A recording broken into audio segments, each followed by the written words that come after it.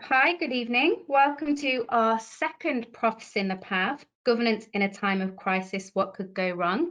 I'm delighted to introduce Sally McGill, our Chief Financial Officer and Lead on Global Sustainability at Staffordshire University. Over to you, Sally. Hi, good evening. I will be in a moment introducing my colleagues Simon Smith and Jo Turner, who are going to give our latest lecture for the Profs in the Path series, Governance in a Time of Crisis, What Could Possibly Go Wrong? This presentation focuses on the 16th UN Global Sustainable Development Goal, which is peace, justice and strong institutions. And the aim of this goal is to ensure access to justice for all, building effective, accountable institutions at all levels. And whilst the UN's focus is on countries where people fear persecution and violence because of their faith, sexuality and ethnicity, and from where people flee conflict, and on countries where human rights are compromised, there is a global need for strong institutions, especially those dealing with the rule of law. No country will be strong without a strong justice system. So that's what we're going to hear about this evening. England and Wales arguably have a strong, independent, working and fair criminal justice system, one which was developed or has been developed since it was established by Henry II. And over the intervening years, the justice system has continued to develop, particularly during the 19th century, where there were many reforms. And essentially, the strong, independent justice system that we see today started to emerge at that time. And that was also one which was exported to other countries within the British Empire. Prior to COVID, though, people were already worried about the fact that there had been many cuts and reforms over the last decade since 2010, and that these may have weakened our own justice system. You'll be aware of the reduction in police officers since 2010, and that's a well-known and high-profile consequence of the cuts in funding, and one that many people are concerned about. More recently, there has been a drive to professionalise and increase the number of police officers, and that's something that Staffordshire University has been very much involved with. And that drive to increase police numbers will undoubtedly lead to an increase in the number of people facing criminal charges. And as our presenters are going to discuss later, that will lead to an increasing number of people awaiting to appear in court. The rest of the presentation, which Simon and Jo are going to make, will then focus on the challenges to the prisons and the courts rather than policing, which have been brought about by COVID-19, and will speculate on the legacy of those challenges. So at that point, I will now hand over to Simon and to Jo. Thank you. Thank you. Thank you, Sally.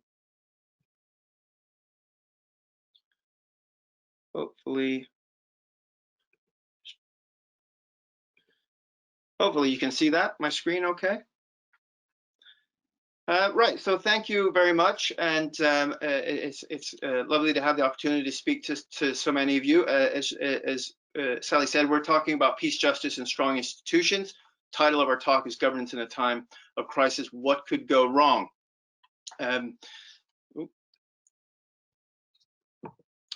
So if you kind of look at these goals and what's underneath this approach, you clearly see links to security broadly at the international level, and as Jo will show you at the national and domestic level as well.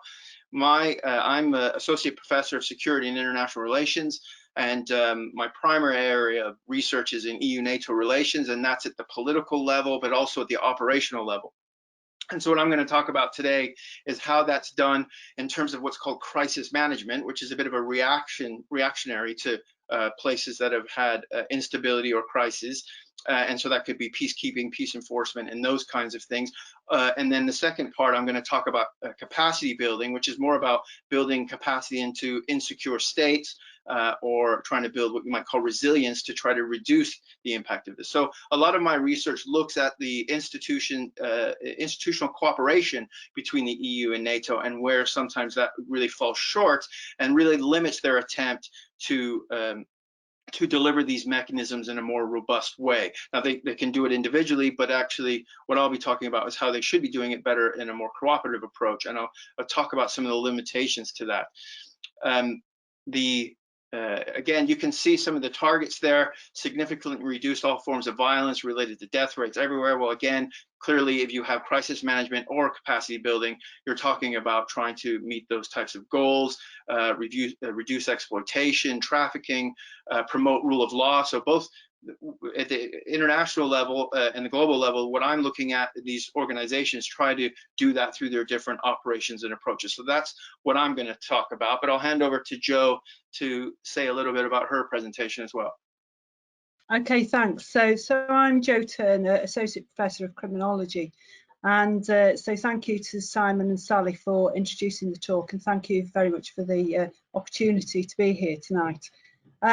I usually research the development of the criminal justice system in England and Wales, so very much burying myself in the 19th and early 20th centuries. For this evening, I wanted to speak about the current situation with courts and prisons in England and Wales.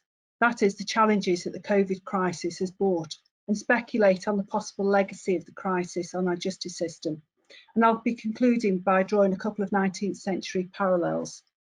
So although the UN goal is for peace, justice and strong institutions, and as Sally said, this is really very much aimed at the international audience, but I would argue that no country is strong without a strong justice system. We arguably have that strong, independent, working, fair criminal justice system. And it's one that has been in development right since Henry II issued his declaration at the Assize of Clarendon, which founded that assize court system. And that system survived until 1971. And he also established a jury of local knights, 12 local knights, to settle disputes over the ownership of land in England.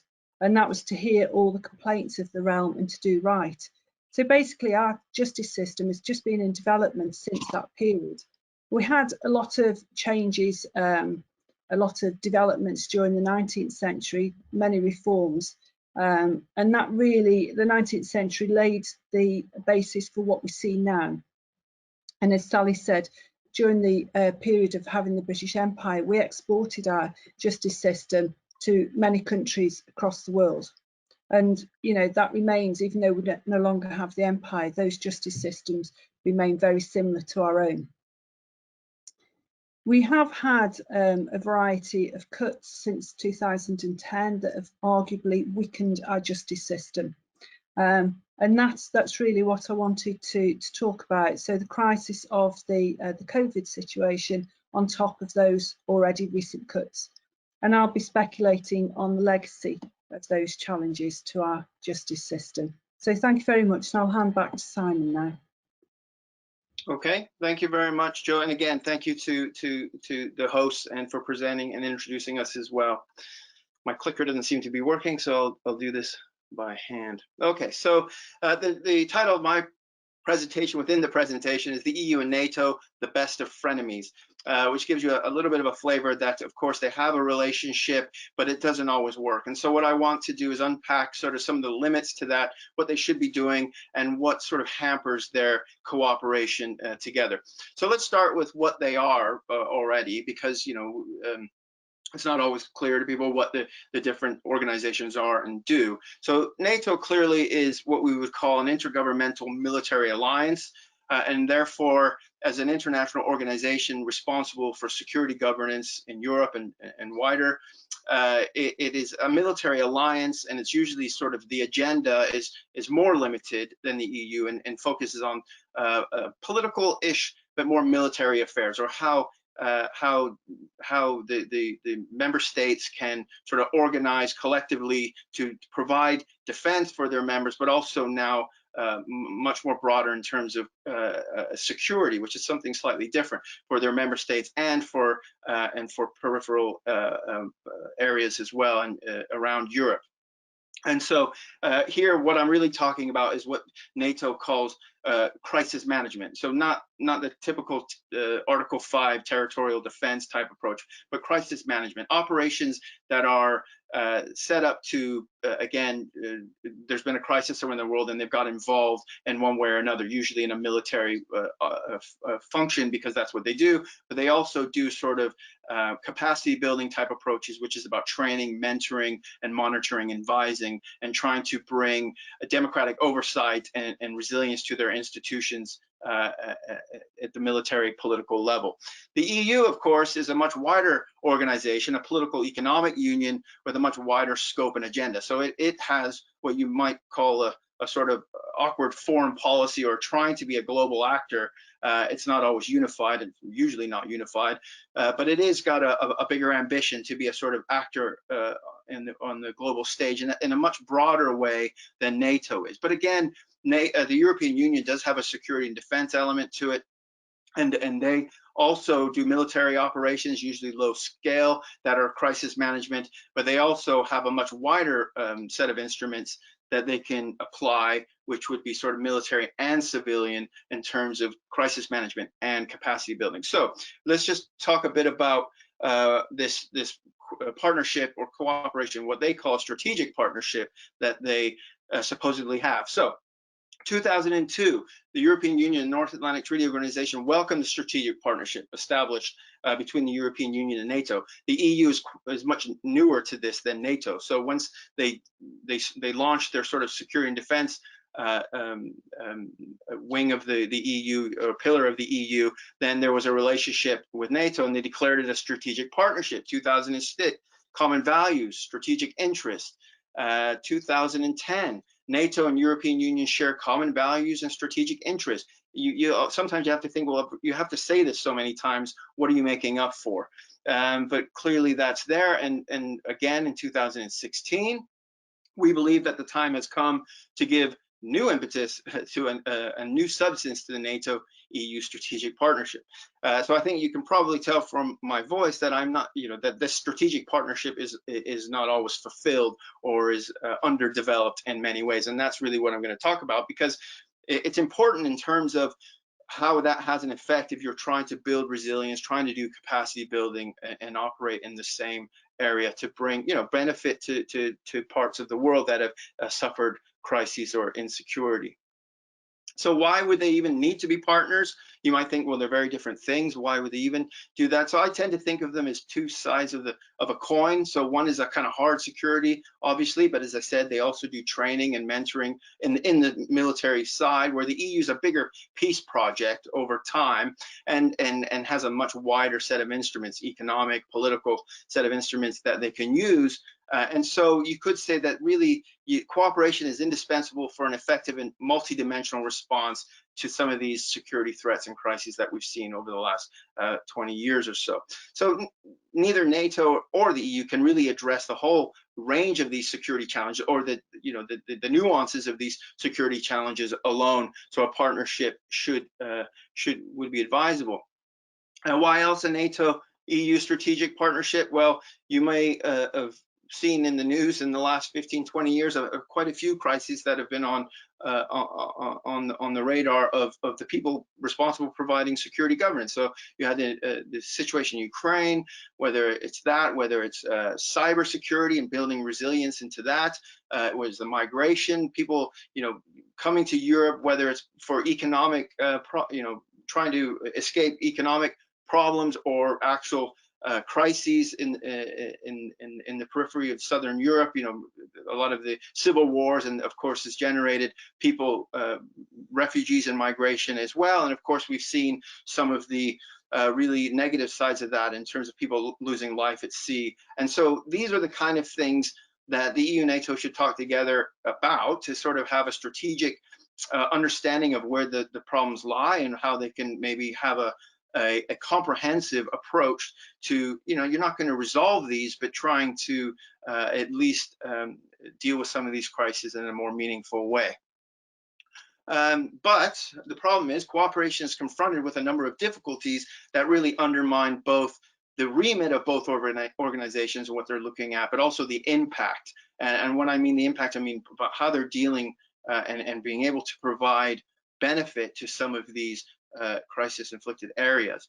And so when we think about this conundrum of what blocks EU-NATO relationships, and this is really the kind of geeky academic side of it, so I won't go into that too much, but let me just look at 5 issues that tend to come into play that limit EU-NATO strategic cooperation, or in fact formal cooperation as well.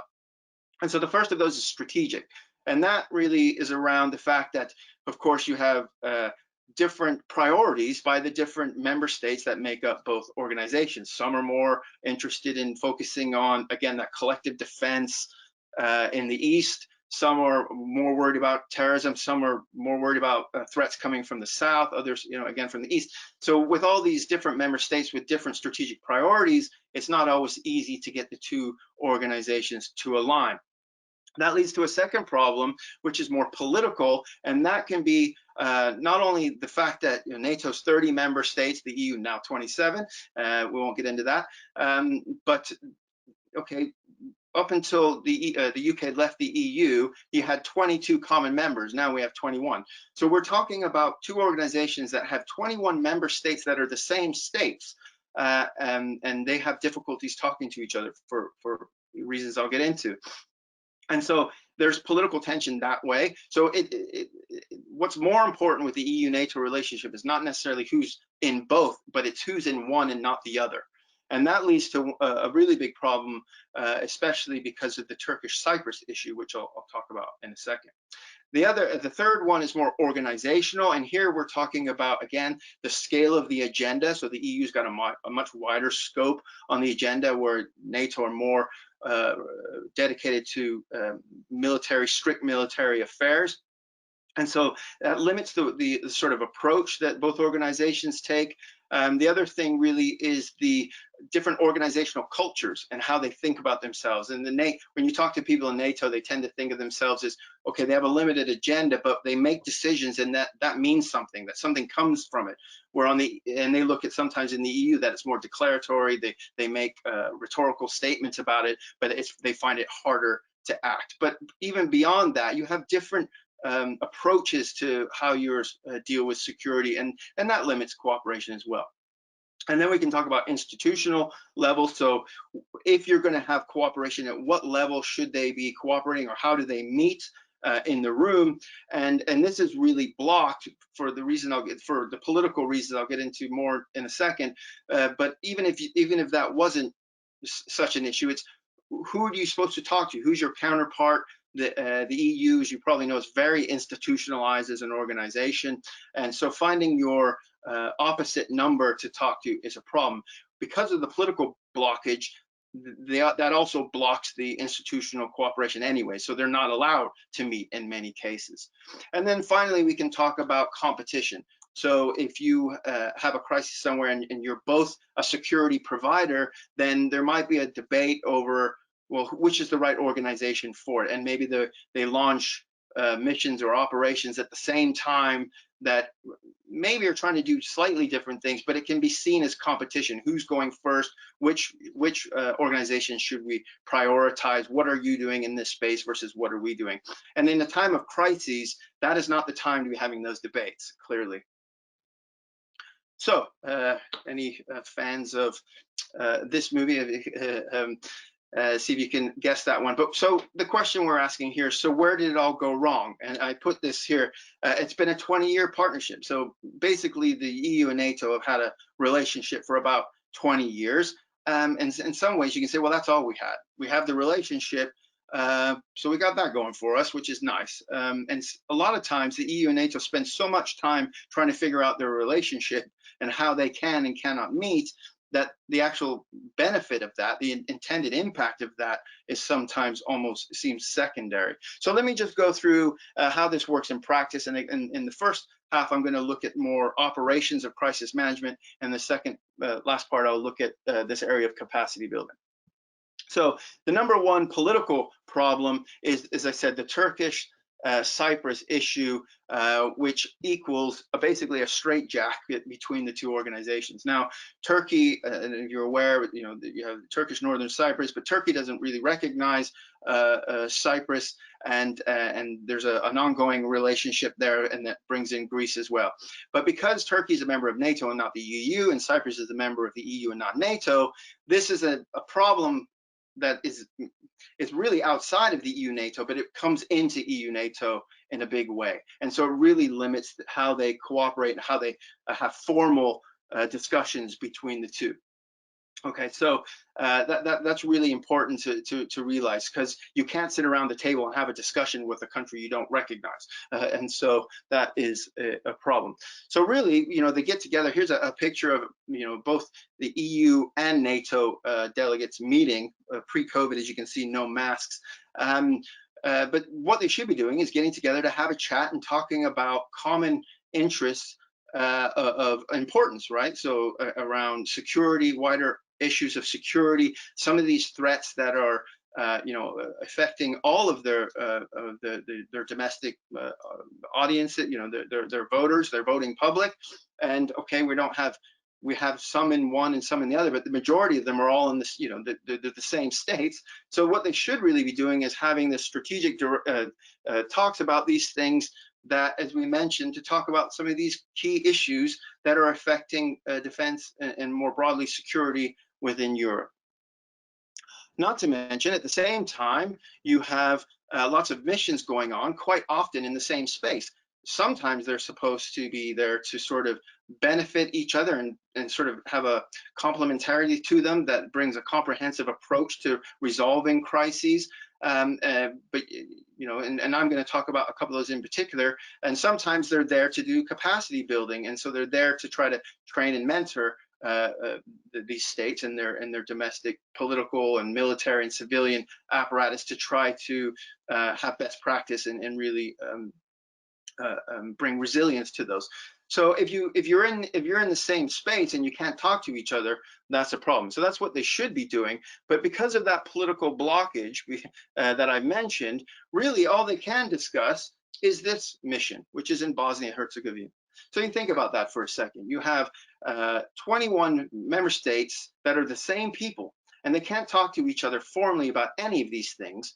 All they can talk to each other is about Bosnia-Herzegovina, which is a mission that goes back to the Bosnian Wars in the 90s. That was a NATO mission in the 90s, and then the EU sort of replaced NATO there as a military mission.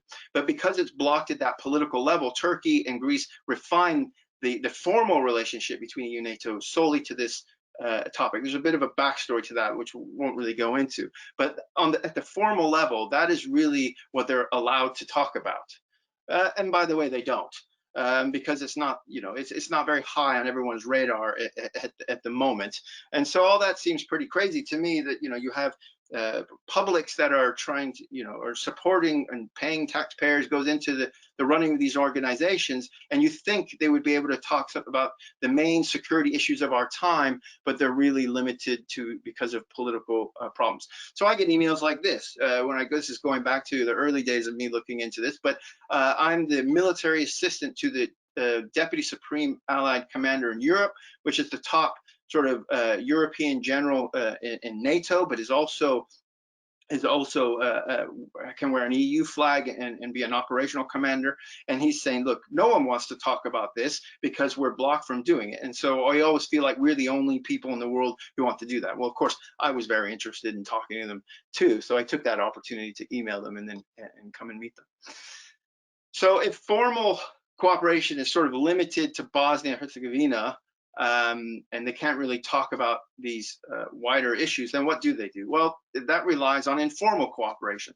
And so what I'm trying to show you is that informal cooperation, although better than nothing, is far from ideal, and that has a real impact on peace, security, weak institutions, not only weak institutions between the EU and NATO, but having an impact on how they can bring a comprehensive approach to try and bring resilience and development and capacity building to institutions and states that they might be working in. So what I want to look at, two of them here, is Kosovo First, I'm going to talk about actually counter-piracy, and then I'll look at Kosovo. But there were other missions as well in Afghanistan. So the reason I chose these are crisis management missions where both the EU and NATO are working in the same space. Now, they might be doing slightly different things, but they're working in the same location, and therefore they should be have a robust operational sort of strategic operational underpinning to that, which, as you'll see, is lacking.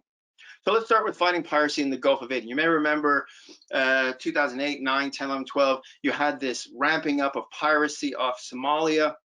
And obviously, this is an issue of a failed state and weak infrastructure in a state that couldn't do this on its own.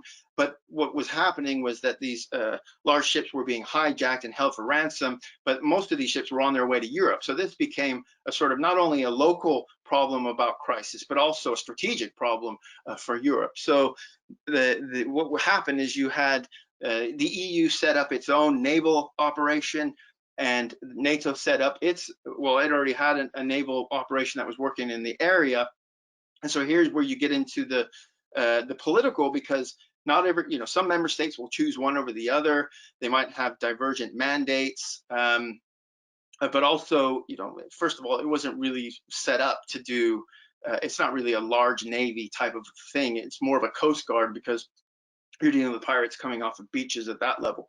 But what happened is you have the EU with its own mission, NATO with its own mission, and they're kind of doing similar things. So you see that competition element as well. And then that was set in with a wider. So you had the EU mission, you had NATO, then you had some that were in a thing called CMF that were, sort of more nations from outside of Europe. And you also had independent deployers like Russia as well. Well, this is when it first happened. And you can imagine the Gulf of Aden, okay, starts to narrow at that point, but actually the Indian Ocean is a very large area. And so you're searching for 5, 6 pirates in a boat the size of your kitchen table. You can imagine how difficult that was.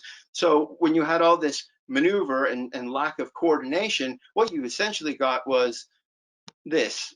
You had ships at sea, some in the EU, some in NATO commands, and trying to find and locate pirates, obviously to try to usually take their weapons off them, but also to stop them from doing acts of piracy. But the other thing was, well, what do you do with the pirates when you have them? So there is a kind of issue of the legal aspects of that. And so obviously there's NATO and the EU could both do the military side, but the EU had a much more potential advantage in terms of the wider legal aspects of this.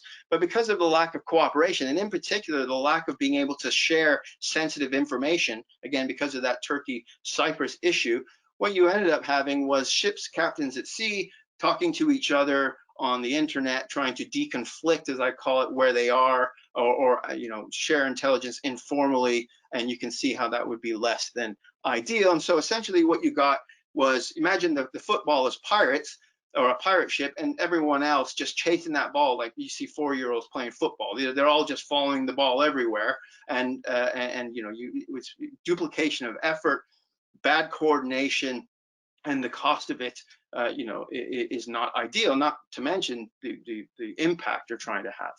So eventually they tried to work that out. They had the international corridor, and they could say, well, we'll patrol this area, you patrol that area. But again, when you don't have formal cooperation and you do this from the beginning, then it really takes time to build this up, and when you don't necessarily have time to do it. In Kosovo, you had a KFOR mission, which is again was the security military operation out of the Kosovo war, and NATO is really there to have a safe, secure environment, support and coordinate the international humanitarian effort and things like that. And you also have the EU there with a civilian mission called EULEX, and again working in the same space, trying to bring to bring security both in a narrow sense and in a wider sense to Kosovo, but working in the same place, and they can't talk to each other formally. So really, what strategic partnership is that? There are no EU-NATO formal agreements on how these two organizations can cooperate. There were attempts to have these, but it was so ridiculous that they basically had what you call memorandums of understanding that came down, but they wouldn't sign the same paper, but they were just called mirror documents. So you couldn't even do that. It was even worse in Afghanistan, where you had 14 separate memorandums of understanding with all the different states in between. So you can see in a time of crisis, that is not ideal at all. And so this was an attempt at coordination without having to sign these documents really at the political level for the reasons I mentioned. And so that was the first half of it. So this talk is kind of based on research I've done over my career, and you know, a lot of it was looking at those missions in the early days. But now I've moved in to the area because some of those missions aren't as large as they were. So I've looked at this element of capacity building and trying to bring resilience to failed states and states that have recently gone through crises. And in particular, this is the latest declaration of EU-NATO cooperation, and I've been focusing on that bottom right square there, supporting Eastern and Southern partners' capacity building efforts. So just a quick finishing up on this. And so they've tried to really, you know, you can't underestimate what's happened in the last 2 or 3 years. They have tried to bring that cooperation better. It's still stuck by that formal blockage, but they try to do more than they can. And so here they have Bosnia and Herzegovina, Tunisia, Republic of Moldova as kind of pilot countries they've used for, again, for EU-NATO cooperation. So it makes you think, well, is this about EU-NATO cooperation, or is this about Bosnia, Herzegovina, Tunisia, and the Republic of Moldova? And it's a mixed record there. But you're trying to build these centers of excellence, countering hybrid threats, building, training, and reforming security services in Ukraine. NATO and EU staffs are also coordinating missions in Iraq, and then working on joint chemical, biological, CBRN defense centers of excellence. So these are all things they're trying to work on, and they're trying to re-show the world that they have a renewed efforts to try to do this. So let me just say what has been achieved. The primary EU-NATO capacity building achievement has been basically to declare this need for joint efforts to try to project stability in both the East and West. Basically, there's no appetite left for these very large military operations. Think ISAF in Afghanistan or Iraq, and you know, so it's about trying to prevent, early warning, build, as I said, resilience. You know, even if you think of counter-piracy, you're trying to build the state so it can provide its own security for itself instead of having to rely on crisis management after the fact. And so there has been real progress in broadening and deepening their sort of individual collective knowledge, how they do things, added value in terms of the experience of this over time and learning from it and how to do it better. But they certainly still have different approaches and cultures to doing it. And that's not necessarily a bad thing, as long as you can coordinate those different approaches in the right way. And so there has been some comprehensive and integrated approaches that strive towards tailoring these to suit local conditions. But again, a lot of times it seems to be more about EU-NATO's problems than it is about the local conditions. And therefore, you still have weak institutions and less capacity in the area. So the real challenges here are the lack of EU and NATO member state ownership. You know, again, this goes back to the strategic direction. Because there's that political blockage at that strategic level, they leave it to the organizations themselves to try to get on with it. So this leads to, again, different cultures, ad hoc sort of approaches, and again, intelligence sharing are really a challenge, because you're not allowed to share intelligence with each other unless it's Bosnia and Herzegovina, which is that formal relationship.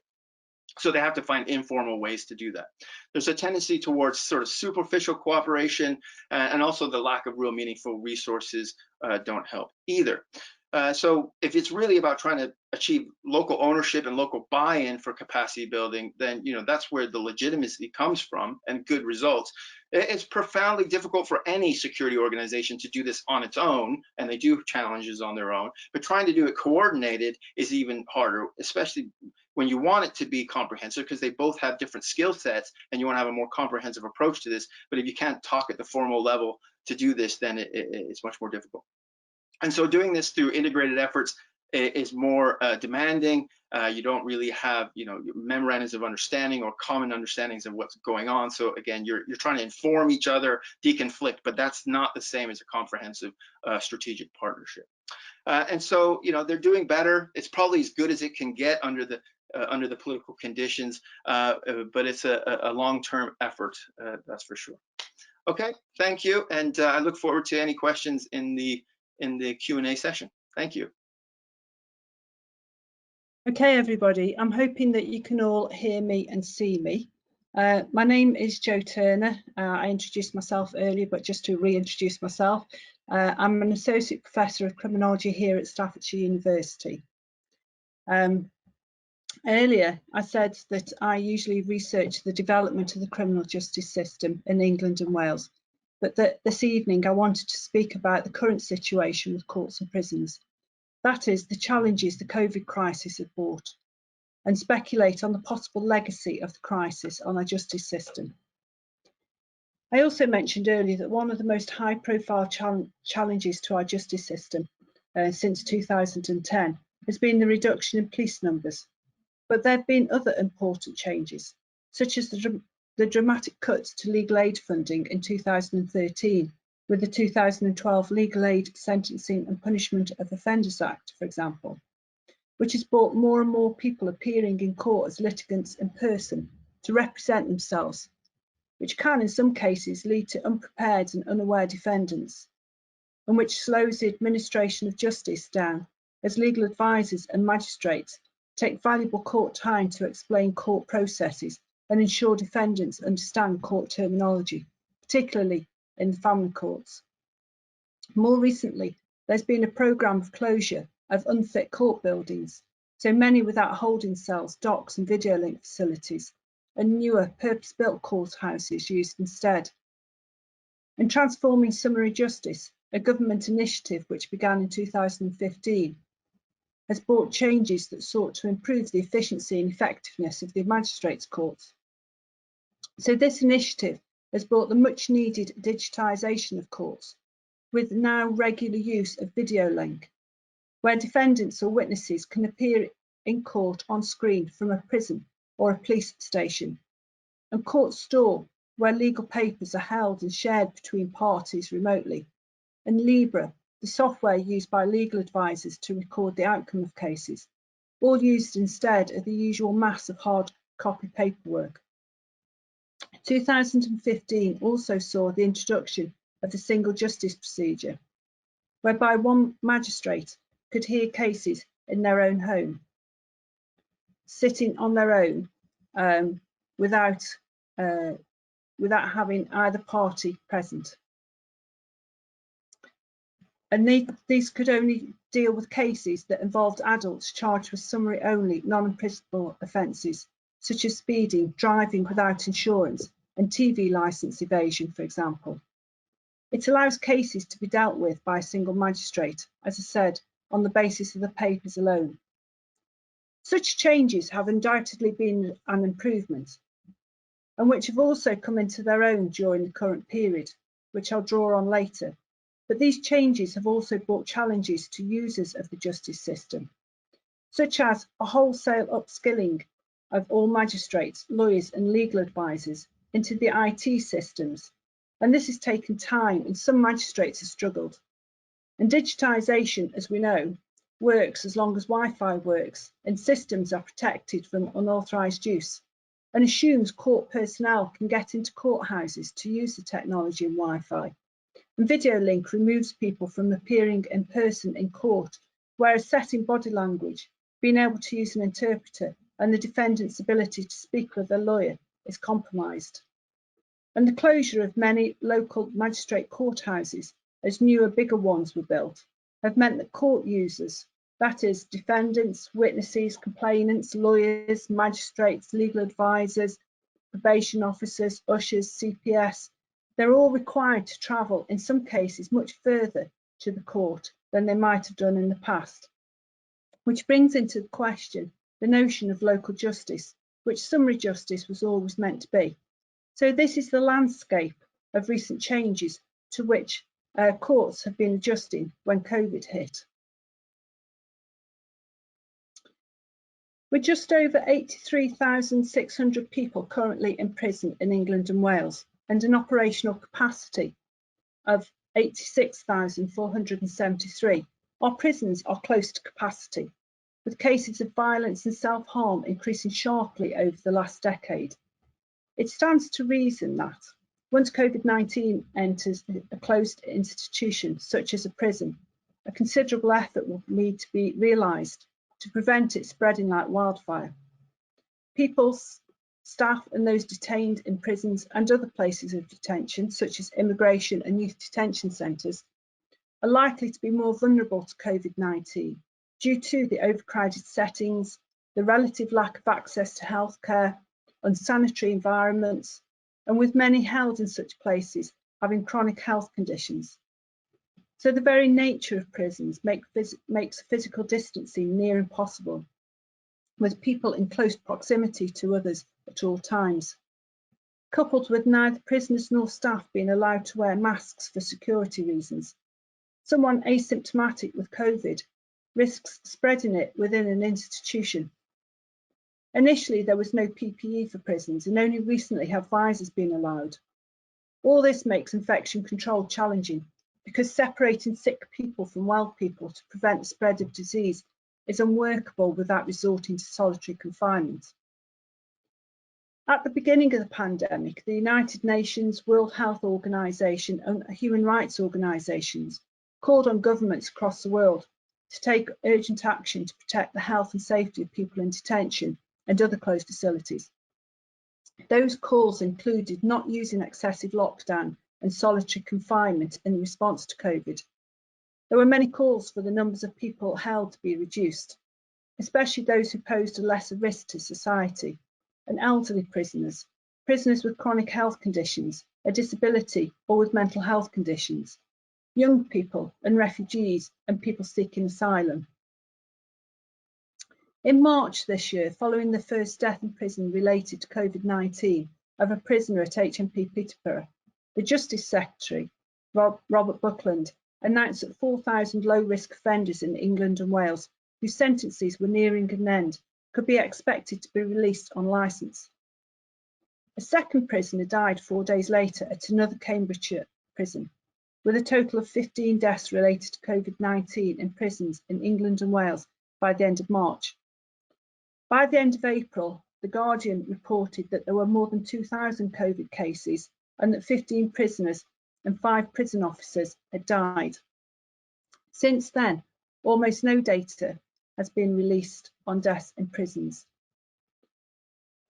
On May the 12th, the Prisons Minister, Lucy Fraser, reported that a total of 81 prisoners had been released in England and Wales during lockdown, 55 on temporary release, 21 because they were pregnant and 5 on compassionate grounds. This left many of the 80,000 plus remaining in prison. In addition, more people are being held in prison on remand for longer as courts struggle to list cases. Custody time limits, that is the time a person can be held on remand in prison whilst waiting for their case to be heard in court, has increased from 3.5 to 5.5 months for either way offences, and from 6 to 8 months for indictable only offences for the period between September 2020 and June 2021, essentially lengthening the time people can be held on remand before their case is heard, increasing the prison population rather than reducing it as per initial calls.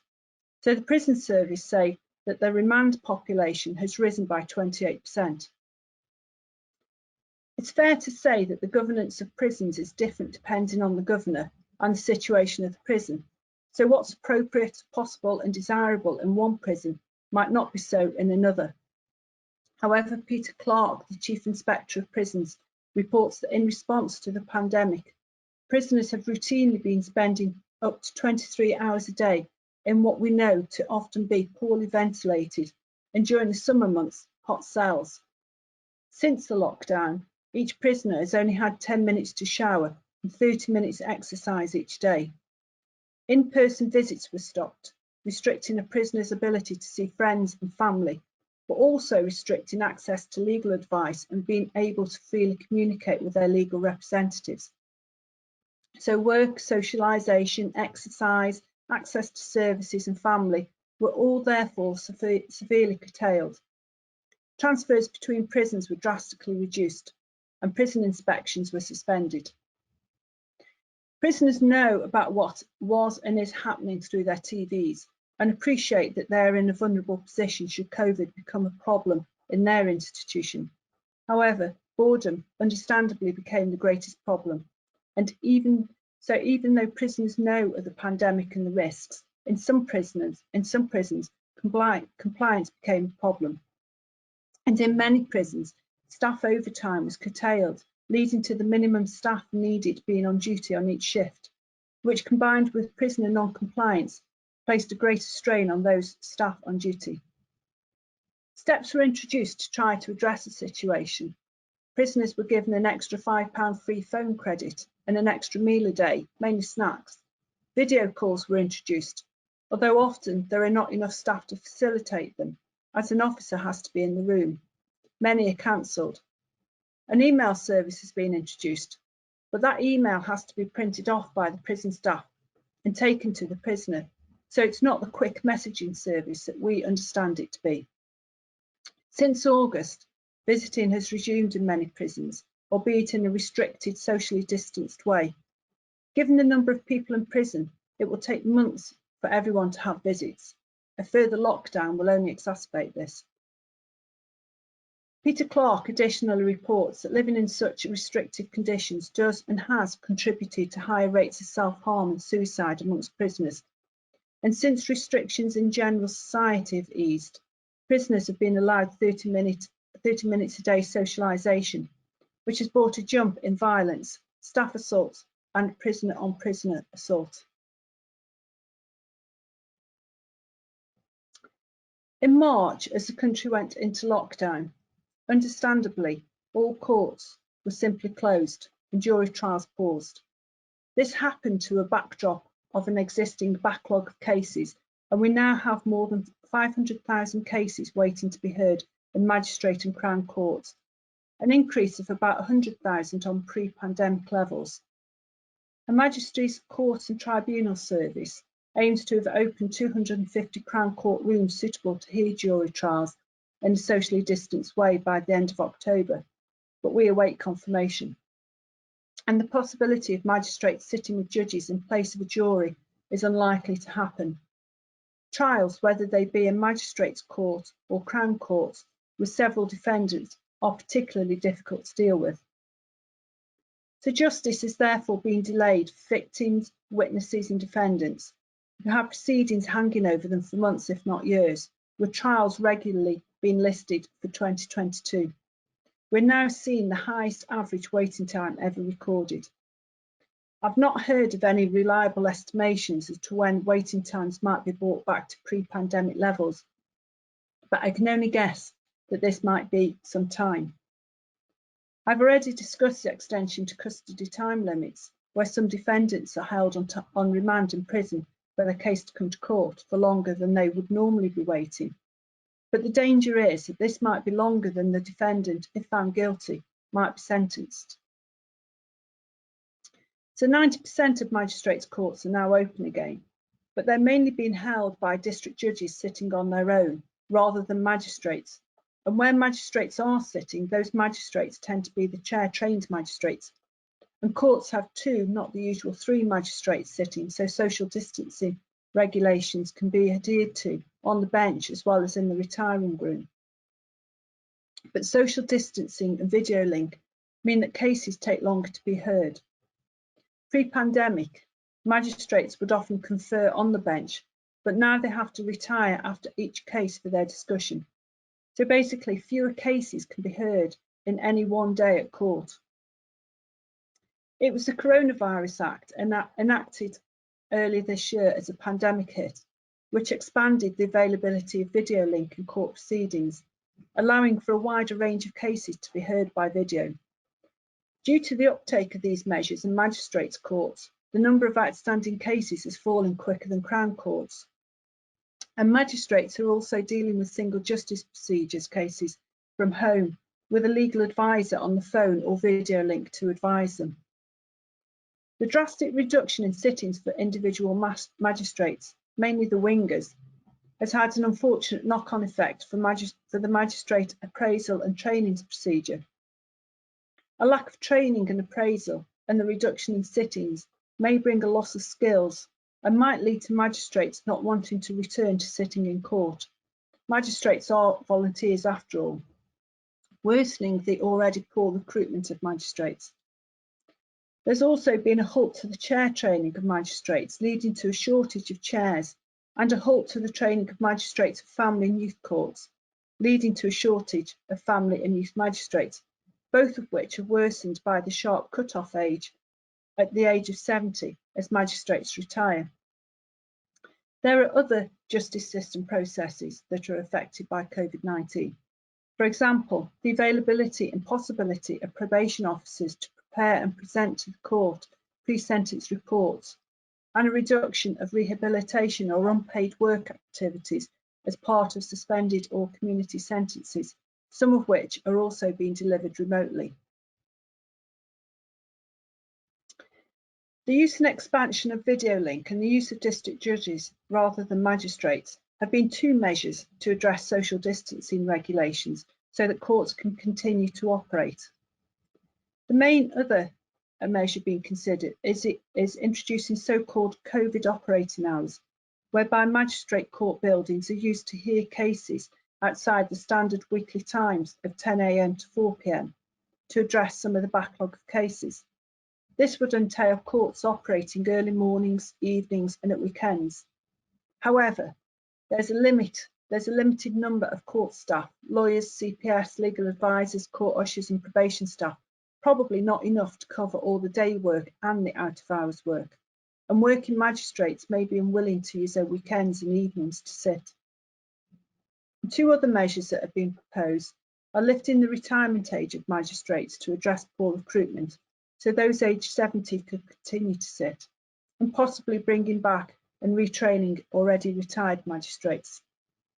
And the opening up of recently closed courthouses to hear cases has also been proposed and dismissed, as these were closed for a reason and most sold or repurposed, and extra court staff would still be needed to run them.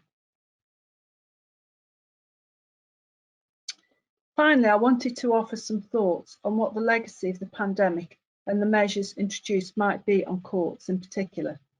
I'm hopeful that prisons will be able to return to normal visiting and socialisation, but there are changes made because of COVID that may remain in magistrates' courts.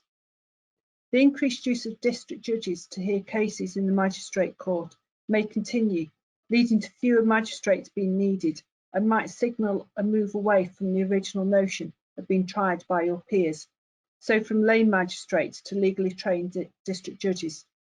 This will have an effect on the public purse, as district judges need to be paid, whereas magistrates don't.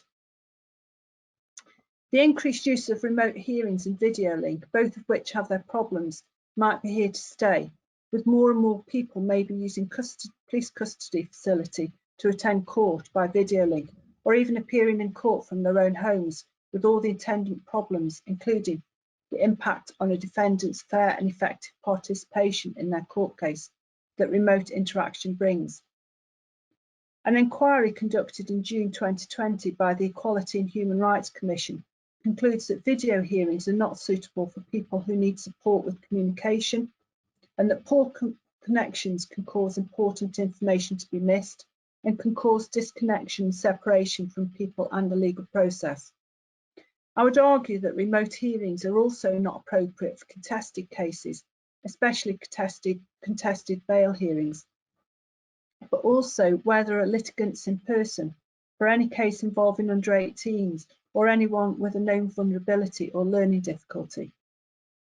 There is also a question about from where video hearings could be held. I would argue that national criterion should be established, setting out the necessary requirements for any location to be approved as suitable for the use of video link. This is due to questions around the security of lines, identifying parties, and whether parties can see each other, which will all need to be addressed. Up until the 1839 Regulating the Police Courts of the Metropolis Justice of the Peace Magistrates Act, justices of the peace, or magistrates, heard cases in their home, sometimes even the local alehouse. But this act began to transfer summary hearings, or what are known as petty sessions, from the magistrates' parlour to a newly established magistrates' petty sessions courthouse. And thus since then, magistrates were only to hear cases in designated purpose-built courthouses.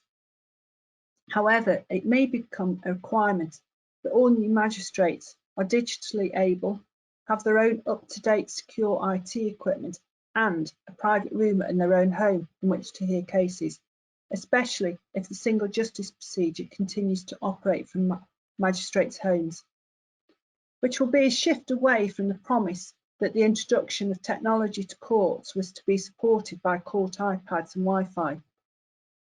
Essentially, I argue that policies shouldn't be made that depend on magistrates being able to work from home. Although I do welcome this initiative for magistrates to hear cases remotely and wouldn't be adverse to it continuing in a post-COVID world, but I would argue that people shouldn't be barred from being a magistrate because they live in a communications black spot or don't have a spare quiet room to work in or their own IT equipment. The current COVID conditions and backlog of cases, particularly in the Crown Court, may support a change in workload balance between the magistrates and Crown Courts. We might see the enactment of the 2003 Criminal Justice Act provision to increase the sentencing powers of magistrates for one offence to 12 months and for 2 or more consecutive offences up to 65 weeks, which will mean that more cases can be retained by the Magistrates' Court, as envisaged by the Justice for All White Paper, and hence support a more balanced distribution or workload between these courts. There was a great extension of magistrates' powers of summary jurisdiction in the early 19th century, especially in the 1820s. The 1848 Summary Jurisdiction Act further consolidated and improved the holding of petty sessions. Essentially, the majority of petty cases were transferred from the quarter sessions to the petty sessions to be heard by magistrates. Magistrates then and now already deal to conclusion with around 90% of all criminal cases. Increasing magistrates' sentencing powers would, for the first time since the 19th century, mean even more cases could be heard by magistrates, as magistrates' courts are dealing with their backlog quicker than Crown Courts. This move would considerably help deal with the backlog of cases in Crown Courts. Whatever happens, the Magistrates' Court and Tribunal Service Court Reform Programme has brought new technology and new ways of administrating summary justice. This technology and these new ways of working have become even more relevant during the COVID crisis, ones that I imagine will stay and ones that I welcome. There have been many challenges and changes to our criminal justice system over the past 2 centuries, but it might be that we're about to witness significant permanent changes to summary jurisdiction not seen since the 19th century. So, thank you for joining Simon and I for this talk tonight. We hope you've enjoyed hearing the talks, and we welcome your questions.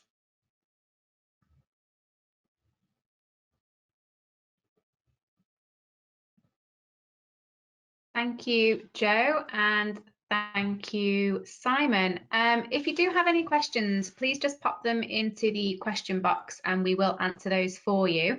We've got a couple in there at the moment, Simon, that were popped in during your talk, so I'll direct those to you first, if that's okay. Sure. Can you hear me okay? Yeah. Yeah, absolutely. Okay, so if it is possible that some systems of governments will collapse, can major political changes be predicted? And will the forces of democracy line up with the people or the governors? Can you repeat the last? Can you just Yeah, if you just want to pop, if you want to have a look at the questions, you will be able to see them on your dashboard, but I will repeat it. If it is possible that some systems of government will collapse, can major political changes be predicted? And will the forces of democracy line up with the people or the governors? Forces. That's a small question. Obviously, in the international environment that I mainly deal with, understanding what's coming is a major problem. It's what we call an anarchical system, and security in particular is very difficult to predict and to see where it's coming. There are indicators of it, of course, but these things tend to move faster than the decision making and the institutions keeping up with them. And sometimes with these issues, timing is really important, obviously. Now, I would say one of the key problems of trying to, whether it's large military stabilization missions like ISAF or whether it's smaller ones, the problem is when you try to bring a one-size-fits-all to it, and then it doesn't take into account local interests and local conditions, and sometimes local feuds and underlying political forces as well. And so that is a very, as I said in my talk, a very difficult thing to do. And I think what you've seen the approaches tend to have been is, well, you might have a sort of crisis management operation that brings security on the ground to some degree. Think, Afghanistan or Iraq, but then it's what comes next is always the much harder and more costly. And to be honest, when people tensions start to leave, because it's much easier to have an initial reaction because it's on the news and people, or there's a lot of outcry for the publics to react. But then what they tend to bring is sort of the institutions of democracy, maybe. So you write a constitution, might be a very good constitution. You try to have elections. You try to have the equal wings of government that have oversight. Now you can create those, and you can even have elections. But the two key challenges are: A, do you have a second election, and the person who won the first one, if he or she loses, do they leave? So the second election is usually more important than the first. But also, it's the civil society, which is the glue that makes the whole thing work, and that is not something you can design overnight. And again, that's where the really long-term efforts have, and why you need what I would argue is a comprehensive approach to this, because you're trying to do civilian work and train and mentor and develop that, as well as military and more strict security organizations. And what I mean by that is to give them democratic oversight. But this is a very challenging, and I think the record over the last 20 years, it hasn't been highly optimistic or encouraging. Thank you. What are the implications for the UK when we are a member of NATO and not the EU? This is a risky one. In some ways, security is a bit of a different issue because, of course, the UK are one of the bigger security providers in Europe, security or defense and security states in Europe. Now, there's two ways to argue that. You could say we're putting all our eggs in one basket, and actually, and therefore cutting ourselves out of some of the wider comprehensive approach that the EU can provide as instruments of wider security that NATO is more limited in doing. So that's tricky. Well, I think what we'll end up seeing, and what you already see, and this is more defense and security crisis management, not capacity building, but you have member states that are more about, they just want the focus to be on defense because they're worried about certain things, more the eastern flank. Others that want more on terrorism and counter-terrorism and things like that, usually in the south. And so what you also tend to have is those who want to design good institutions and maybe go further politically, but they have a harder time acting, especially when it means using real force, and the use of force. And that's for all kinds of historical reasons and different strategic cultures and everything like that. So I think in a way, this one is not such a big issue as the economic side. I think that's a bigger concern for the UK. But if there is some agreement, and I think this is probably where they'll be able to find a chord. And the only problem is how much does the bitterness everywhere else spill over into this? But I would say one of the other big thing that we're cutting ourselves off from is a lot of information and critical intelligence, especially not about sort of first order defense problems, but about security and criminality and terrorism. And that if you start to break away those good organizations and institutional dialogue, then it just makes everything much harder, and you spend all the time trying to recobble them back together instead of getting on with what you want to do. Thank you. Joe, this might be for yourself. How are COVID restrictions affecting non-court-based parts of the justice process, such as parole hearings?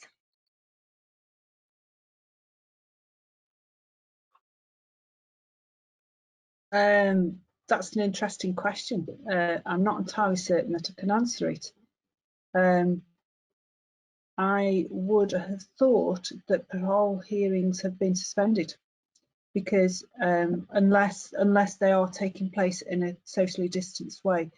So it depends really on whether or not the prison have been able to host, have the space and be able to host those hearings. I've not heard that they've not been going ahead, so I would imagine they still are. Thank you. Sorry. It's okay. Quite early on, Simon, we had a statement just to say that the examination of control and control systems showed that some systems of government may not be able to withstand future pandemics, as healthcare systems are unbalanced and fragile. What are your views on that?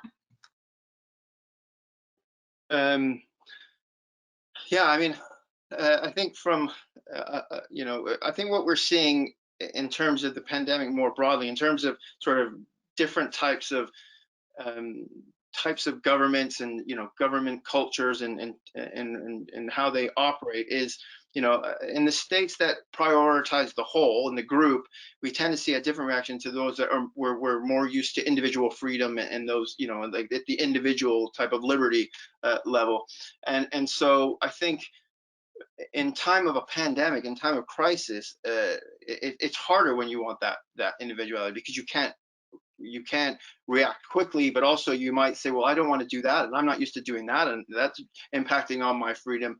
Where in other places they might be more, the culture might provide more willingness to give up some of those what we might see as infringements for a different reason. So I think that's why we've seen some of the in some of the places where you think of as strong institutions, strong governance, that it's not performed as well because of some underlying issues that just in time of a pandemic is a different type of a different environment and a different challenge that you don't see in sort of regular times, as it were. I'm not sure that answered the question completely, but thank you, Simon. Luke says, for both Joe and Simon, great talks, enjoyed them both. What will the coming years look like socially?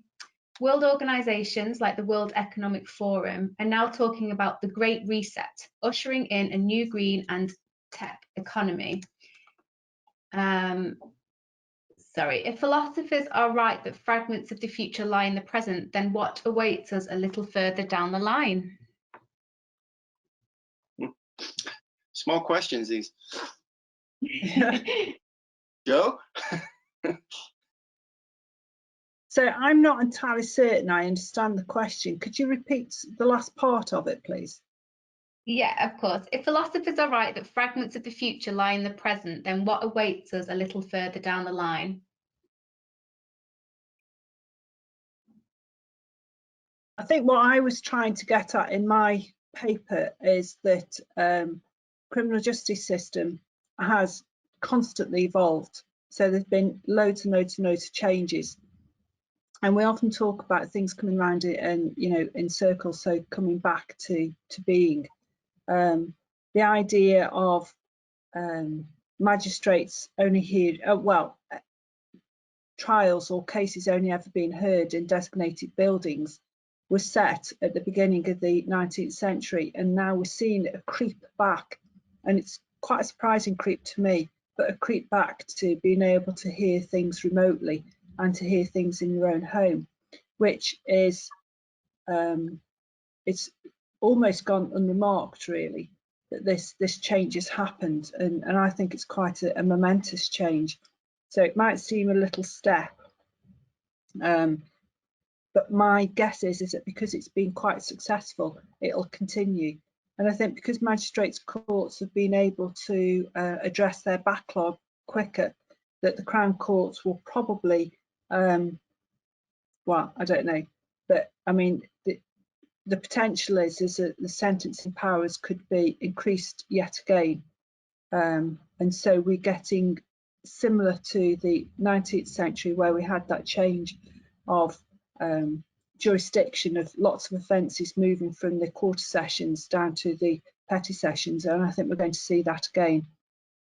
We're going to see more and more cases being dealt with by magistrates rather than going to Crown Courts. So yeah, those fragments of the past, and that's really what part of my research is about. It is about looking at the past, looking at the development, and how does that help us to understand not only the current but also the future. And I think we are witnessing, I think the COVID crisis is bringing around about changes quicker than would have happened ordinarily. That's my Okay, answer. Okay. Should I lovely. join on that? Yeah. Should I say? Yeah. So I guess from my point of view on that, two things. One would be, of course, the nature of the international system is competitive, anyways. So the thing to that this is all framed in is to what extent the international community overall becomes more competitive, nationalistic, and divergent in its approach to dealing with these types of issues that affect us all and that don't respect borders and boundaries, and so that could be the climate change as well as COVID, clearly. Or to what extent does it try to recalibrate and become more cooperative and have multilateral cooperation and things like that?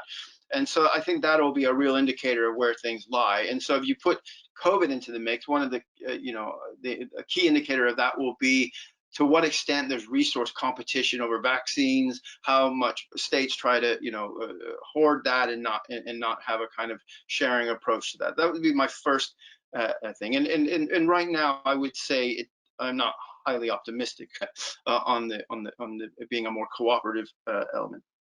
I think the other thing is, in terms of the day-to-day governance of it, it's not unlike what probably most of us know in our work experiences. So if you're in the big institutions or organizations and you're just doing decision making, then a lot of that is the same as usual, albeit socially distanced, more online, digital, maybe wearing face masks. Maybe that has an impact again on how quickly you can do it. And of course, COVID sucks up all the oxygen in the room, which means you don't have the time to spend on these other important issues. But it's the people that are at the sort of operational side of it that have more like we've seen in our domestic situation, where if you can work at home, you can, but if you're doing something that socially isn't possible, then your job is maybe more at risk. And so if you look at the operational level, then COVID is a big factor. You have you have people leaving the UK. I was talking to a student who's going to the Falklands, and they have to quarantine for 2 weeks before they go. They run what call a dirty flight and a clean flight. So either you're quarantining there for 2 weeks or you're quarantining here.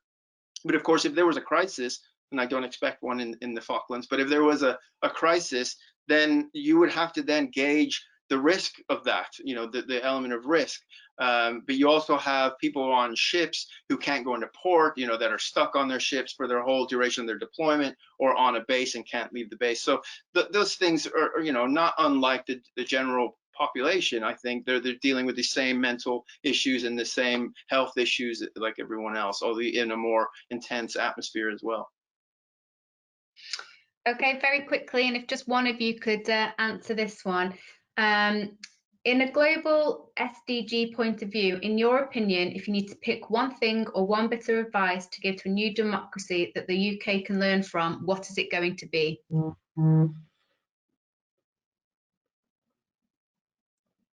to give a new democracy something the UK can learn from.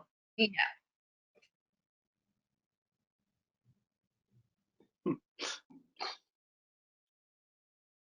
I don't know. Joe, do you have a? Yeah, again, I'm not entirely certain I understand the question.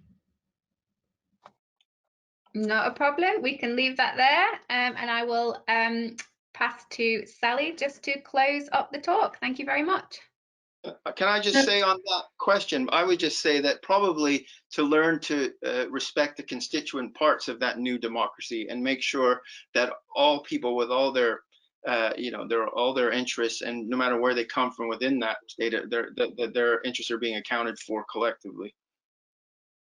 Yeah, okay, so I could probably add to that what I would say that it's important to have a fair and independent justice system, and to protect that at all costs. Rule of law. Yeah. Thank you, and thank you, Sally.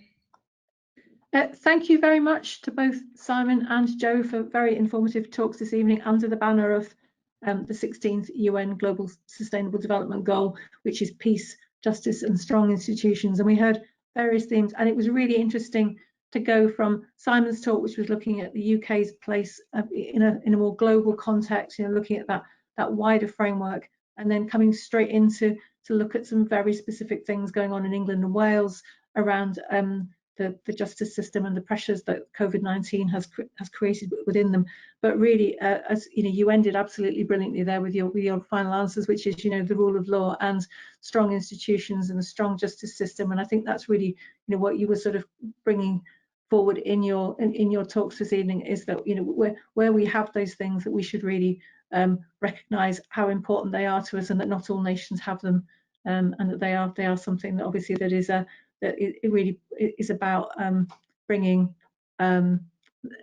equality to humanity. So thank you very, very much for your time this evening. And I'm not sure what the next talk is. Do we have a trailer for the next talk? Yes, we do. It's all on pollution, and whether just because we can't see it, it doesn't mean it's there. That will be on Monday, the 7th of December, and you can find all the information on our Eventbrite pages. Thank you very much. Thank you. Everyone. I'd just like to say, and I think Joe made a good point, that you can't take it for granted that those institutions stay resilient at home either. It's not just abroad, it's at home that we have to make sure they stay.